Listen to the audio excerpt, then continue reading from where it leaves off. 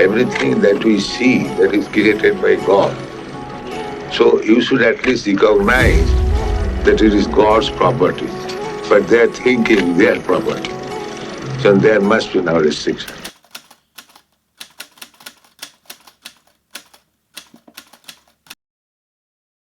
None of us have been with Prabhupada when he was on this planet. None of us. That generation is a different generation. But how this generation is still getting that Shakti, there has to be a source. That Shakti comes through Parampara. So this Shakti is coming from Prabhupada. Even now, that Shakti of Prabhupada, of the Shakti Avesha Avatara. And how now we can get that Shakti of the Shakti Avesha Avatara? By linking up with him through his instructions. These are all secrets. You cannot preach Krishna consciousness successfully if you have not got power, spiritual power. Only by spiritual power you can do big service for Prabhupada and Krishna. You need spiritual power.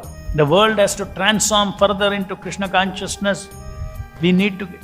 Each of us have to have spiritual power. And spiritual power comes in parampara. The link, the pipeline is to hook on to the instruction of Srila Prabhupada for our instruction, for our personal spiritual life, and the instructions for his mission. And then empowerment will come. By materially struggling, you cannot do anything big in this material world. Devotees achieve big preaching results for Srila Prabhupada, for Chaitanya Mahaprabhu, because it is a Vaikuntha's mission. Just like karmis have big desires to establish their empires, their corporations and their empire. Similarly, we are servants of the Lord. Why we should not aspire to create a preaching empire when the emperor of that empire is commanding us to do it? That emperor of that yet to come empire of preaching Krishna consciousness is His Divine Grace, A.C. Bhaktivedanta Swami Srila Prabhupada. We have to remember that. We are after a mission. We have to stand on the spiritual foundation. We have to create a spiritual foundation through sadhana, through all these things. And then He is waiting to empower us, empower each of us. Prabhupada is happy, number one, if we are saving ourselves from this material world. He is super happy, super pleased when we save ourselves by standing on Pakka spiritual platform and having ambitions like he had to spread Krishna consciousness. Prabhupada was not an ordinary sadhu, only telling us, do japa. If you think of his personality, not simply do japa and self-realize. I'll teach you all how to do it. If his instructions is not limited to that. His personal life, we know, he was a very ambitious person. For Lord Chaitanya's movement, that ambition was to do good to this world.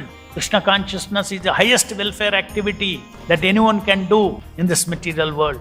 Bhara dukkha dukkhi. So his ambitions were connected to that. They were not personal ambitions.